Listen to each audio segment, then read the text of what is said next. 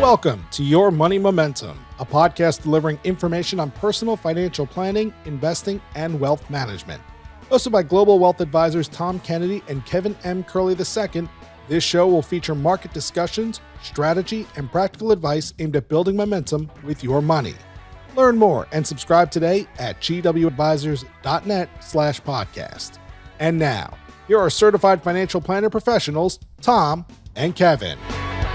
All right, everyone, you're listening to Your Money Momentum. My name is Tom Kennedy, and I have Kevin Curley here. Kevin, what's going on? I early voted on Monday. I did my civic duty, and I waited in line for about 40 minutes. I think turnout might be high this year. I think so, too. It was a long line yesterday for me, so I'm going to try to go during lunch today. Look at us being good citizens. Oh, it's for more than that, trust me. Well, Tom, let's get into the election, and then we can talk about some of the impacts, including tax policy after that. You want to set the scene of what your expectations are and what we're seeing in markets and how things are playing out now? Yeah. So we'll talk about the hot topic, couple weeks away, the election. So let's start with some of the polling. There's an interesting site that I follow called Polymarket, where you can bet on election and various other things. You know, I don't know how accurate it is. I don't know how accurate polling is in general. I mean, 2016 it was wrong, 2020 it was correct. So can't completely dismiss it.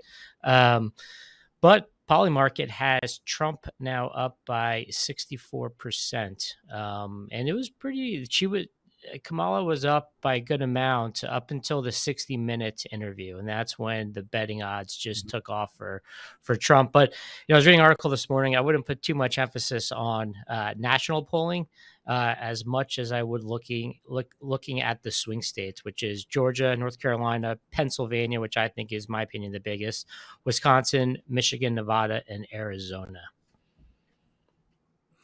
Yeah. Well, one comment on Polymarket, it's actually a foreign organization. And so nobody in America is betting on that. It's all foreign money. But there's one in the United States called Predict It that also does the same things. But the polling data is pretty clear that Trump is ahead. The thing about the odds is, favorites get upset all the time in sports. So even if you have a money line of minus 500, sometimes they lose. So a 65% chance is the likely outcome, but it's not a guaranteed outcome. So even though he's up in theory 65-35, it doesn't mean that he's going to win.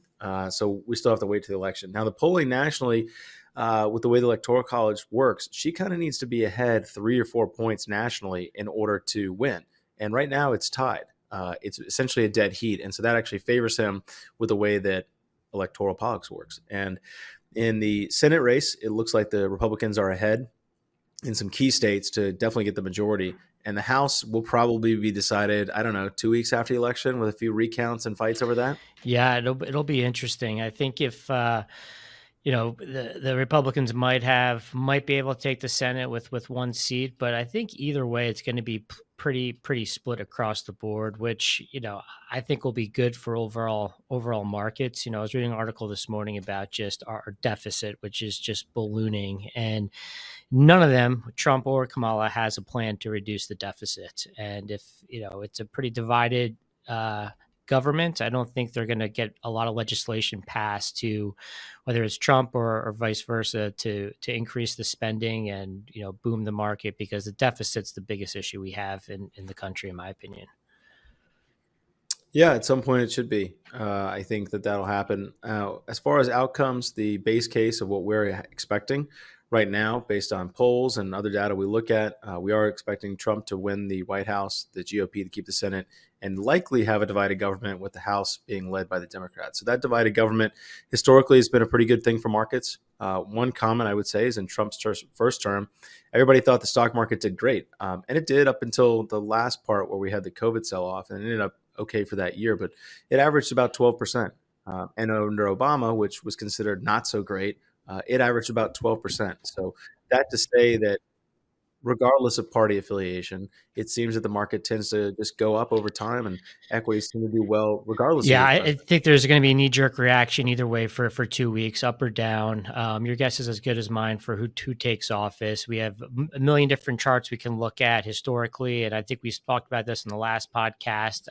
If the incumbent is going to win, the stock market tends to go up in the last 2 months prior to election, but Which candidate's the exactly. incumbent? So The sitting vice president or the former for president? So I think bets are off on So some of I that think the data. market's kind of pricing in a Trump victory based on what the market has done, because he's Mhm. not going to be a new president. But either by case being, you look at going back to 1938, every presidential election year, the market has gone up and averaged a significant amount, especially because we have seasonality too. Mhm. October, December, uh, January tend to be Yeah, November through May is the best time of year. correct. So, Yeah. um, Sell in May and go away. We got to remember to buy in September and October, or you'll miss out on that Yeah, rally, right? yeah. Well, we'll see what happens, what the market holds for us this time. But at the end of the day, the market doesn't care who's the sitting president. It's based on earnings and Mhm. valuations, and again, the debt. It's just crazy. There's a great website called, I don't know if you've heard of it. Let me pull it up real quick. It is, Is this a national yeah, the debt clock? usdebtclock.org, Yeah, it's and not it's great. just, you want to really, I stopped looking a few years ago because the numbers got too insane. big. I mean, 35 trillion, a trillion of that, one with a T, is just interest carry, which we've talked about before just on our debt. Mhm. But the concerning part of this is the debt to GDP at 135%, because debt's all relative, just like a business. If your revenue is outgrowing it, then you're good. And that's not the case now. And that has always been the case going back to 1960. We've been running about 50% debt to GDP, and now we're at 130. And I bring this up because it's not talked about during debates. Well, there hasn't been many. And no one has a plan to tackle this debt. And the Fed's in a tight spot with interest rates, and you know, bond market has kind of gone down the last couple of weeks, with interest rates slightly going up, with some possible new inflation concerns. But this can't get kicked down the road much longer. 35 trillion and counting. Yeah, well, let's move on from the base case scenario and talk about the two, we'll say, sweeps. So we'll talk about the Republican sweep first and the Democratic sweep second. And I think that that's where you're kind of going with this, which is if there is a Republican sweep or a Democratic sweep, it empowers them to spend a lot of money. And the only thing that's going to stop either one is, commonly known as bond vigilantes, which is to say that interest rates spike because of that spending package. And that's the thing that prevents them from passing all these bills. And both candidates have said no taxes on tips. Well, you know what? We might even tax civic workers. So if you're a firefighter or a police officer, no income tax for you. And it's just kind of this giveaway that I don't think will materialize, but there's a lot of campaign promises that happen.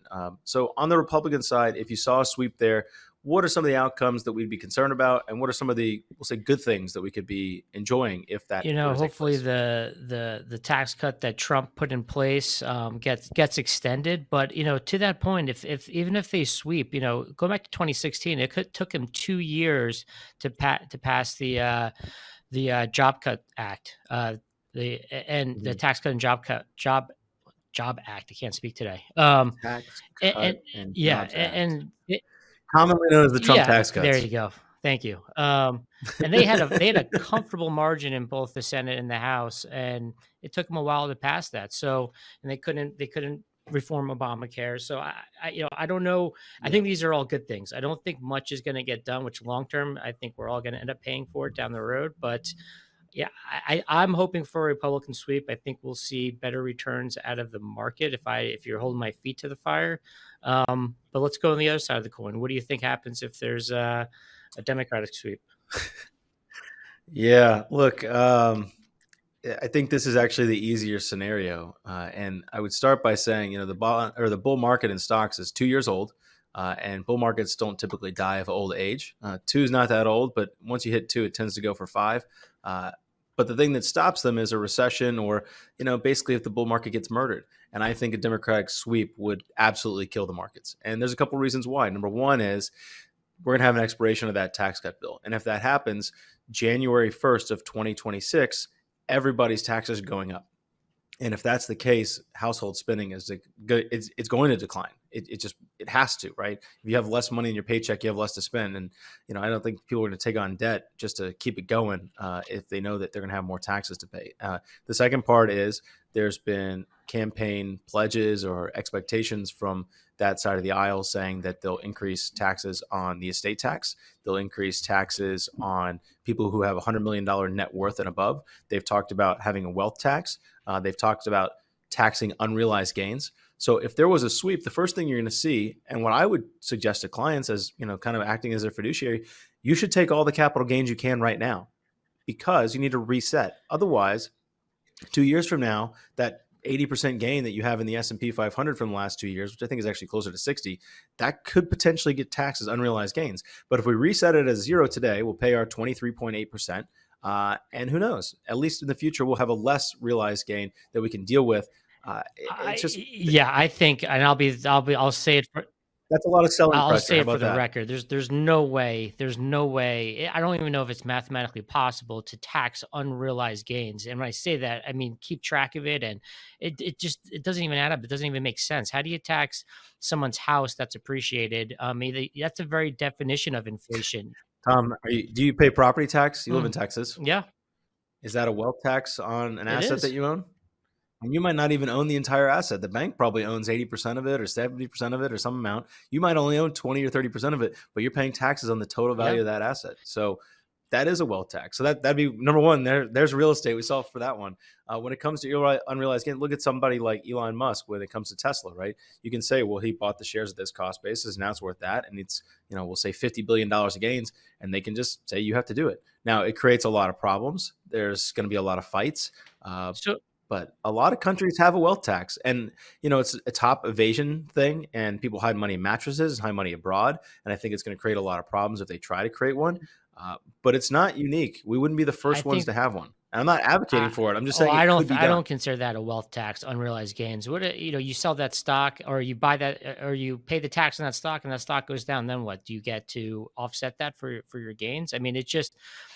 The IRS is already behind. There's unrealized losses. I get it credits. Man, that'd be clever. So I think the bigger concern is capital gains tax going to ordinary income, and I think. That's a good one to pivot to. Let's talk about that. And that's a big one. I mean, one advantage you have of capital gains taxes is taxed at 20 or 25%, depending on your tax bracket. And if you hold that investment for over a year, you're taxed at that advantageous rate versus if you're in the highest tax bracket, call it, maybe 38, 39%, and then state income tax, et cetera. So that's a huge advantage for especially clients who are retired that are taking income for dividend paying stocks. If that goes to ordinary income, it makes it a whole lot less attractive. Bonds right now, when you invest in a bond, it's taxed at ordinary income. So they have a place in the portfolio, but you have to factor in taxes, because if you're at the highest tax bracket, that 4.5%, 5% bond interest doesn't look as attractive as maybe a 5% dividend on a stock. Yeah, I think that's an important distinction. And the long-term capital gains today, if you're married filing jointly, up to $94,000 of income is zero. So that's a pretty sweet deal for those folks. If you're between $94,000 and $583,000 for your AGI, it's at 15%. Now, when you get over 200 and some change, you get hit with that net investment income tax, which is the Medicare surcharge of 3.8%. So a little higher there. But if you're at the top level, the tax rate is 20% plus that 3.8. So we'll round up and say it's 24. But if you switch that to ordinary income, you're paying 37 at the federal level. Plus, in some states like California and New York, we'll say anywhere from 10 to 13% on top of that. And then some cities like New York City have their own tax as well. You could be looking at an excess of 50% on your ordinary income tax rate, as well as capital gains rate, if they make that change, up from 23.8. So a more than double. That's going to impact everyone. That'll rethink how you invest and where you invest. And the biggest area of the market that's going to get hit are individual stocks, especially the value stocks, because it's just you're not being compensated now as much for the risk and the volatility, because you're now at the same tax rate as you would be to invest in a bond. So I think again, to your point, if there's a Democratic sweep, I think the estate attorneys are going to be busy. The CPAs are going to be busy next year. And we are certainly going to be busy trying to figure out the loopholes and the best ways to create tax efficient income and returns. If you're looking for the latest information on financial planning and investment management, check out our blog at gwadvisors.net/blog. You'll find informative articles on retirement readiness, risk management, asset allocation, estate planning, and business succession. You can also join over 10,000 listeners every other week for some witty banter on the Your Money Momentum podcast. Listen in at gwadvisors.net/podcast. And remember, you can always get your questions answered by emailing us at info@gwadvisors.net. We're here to help you succeed. Yeah, tax planning is always valuable, and we talked about that in a previous episode. So let's move on from the election. We've laid out base case and some extreme cases and move to the Tax Cut and Jobs Act Sunset Provision Comparison Guide, which we have available if you send us a message at info@gwadvisors.net. And we compare what tax rates are today in 2024, what they're going to be in 2025, and what happens once that expires. And as you can see, we'll hit some of the highlights in this conversation. It's a big difference. And I'd like to start with the change in the standard deduction, because one of the things that happened was we being the government, increased the standard deduction very significantly, and it reverts back to the old number. So based on inflation, today, $29,200 is your standard deduction for married filing jointly, and half that for those who are single. If it expires, it reverts to the old number, increasing from inflation again, be $15,750. And for singles, $7,850 for that standard deduction. In addition, the rates are going to go up. So you have a two-part increase in tax. So if you're not deducting that amount, that $14,000 is now getting taxed. And let's just say you're at a reasonable 15 or 25% bracket. That's another chunk of thousands of dollars that you're going to have to come up with to pay your taxes. Yeah, it's a significant amount. We mentioned the estate planning as well. The lifetime exemption amount is going to get cut in half, which is huge. And that might bring a lot of more people into the fold to do estate planning right now, because it's inflated. If you're married, filing joint, it's called 24 million is your lifetime exemption amount. So you can gift. Well, so it's actually higher. So they adjusted for inflation. So it's 13.6 million per person. So for a married couple, it's even higher. You're at 27 million, and it gets cut in a significant way down to 6.8. So married filing jointly, great. But I mean, that's a pretty big drop off. I don't know how many people have more than $13 million in the country. 24, 27 million. It's a rounding error, Kevin. When you got that much money, it doesn't matter. But no, that's a good point, because inflation's been so high. I didn't even realize it was inflated that much. But that's going to go down and get cut in half. So, if you're going to have over call it, $13-12 million estate, anything above that is going to be taxed at a 40% tax rate. So that's real estate, investments, whatever it may be. You can give up to that amount out to beneficiaries, loved ones, whomever, but anything above that limit, you're giving 40% of that to the IRS. And that's big too for landowners, because if there's a death in the family and kids inherit property, they're going to have to probably be forced to sell to pay that tax burden. There's ways to offset it through insurance and other estate planning strategies, but I think it could bring a lot more people into the fold. Yeah, I mean, for somebody like that, you're going to have a nice stepped up in cost basis. So capital gains, even if they're changed, that won't hurt you as much for the inheritor. But the inheritance on that estate tax is going to be significant. And having that big number is really helpful. And what I would tell people is you may want to hurry to your estate attorney's office and do some planning now. You can use that exemption today, and it won't get taken away later and say, well, you can't do that. And if it goes up in the future just from inflation, and it goes from 13.6 to 15, you can use that additional exemption later as well. So there's kind of a no-lose situation, other than if you take it out of your estate, it's no longer yours. So consider some strategies to get stuff out of your estate as soon as possible, especially if you think that this is going to expire. I was just going to say, I mean, 13 million is a lot to a lot of people, and most of us probably won't be there at the end of our lives, but that could get cut even more. So you don't have to have 13 million to start estate planning, and those assets do appreciate over time. So yeah, to your point, there's planning you can do now to soak up some of that exemption through trust, et cetera. And it always makes sense to plan ahead on that part. Yeah. So the thing that's not going to change, if you make adjusted gross income of $38,000 or less, your tax rate is going to basically be the same. Now you have because it goes up to 23,000 for that 10%, and then you have the married filing jointly standard deduction of 15. That's how I came up with the 38 number. Everybody else above that of 38,000 in household income is going to see their taxes rise if this just expires. So we have the 12% bracket go to 15, 22 goes to 25, the 24 goes to 28, and really it's a broad increase in rates as well as cutting those brackets down. So you're going to have a lot more people who get captured in those rates, and it's going to be problematic. And, you know, this is where there's an opportunity to do some tax planning. If you're somebody that may be still working or not retired and not taking RMDs, it could make sense to convert a portion of your IRA into a Roth IRA, pay the taxes now, knowing or expecting that later on your RMDs may jump and be higher and your taxes will be higher as well. So the last piece I would mention is just the state and local income tax. Right now that's capped at $10,000. There's been talk about raising that to 25 as part of a deal. So if we were to get divided government, I'd expect that deal to be around that amount.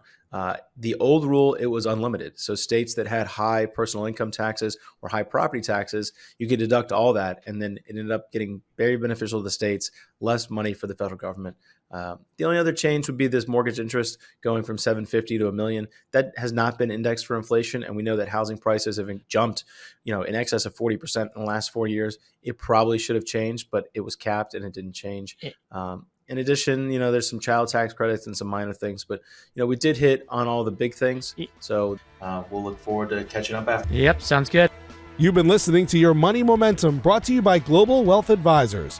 To learn more about GWA and its talented roster of financial professionals, head on over to gwadvisors.net. Thanks, and we'll see you next time on Your Money Momentum. Standard deduction changes as well as rate changes. And if you have more, Tom?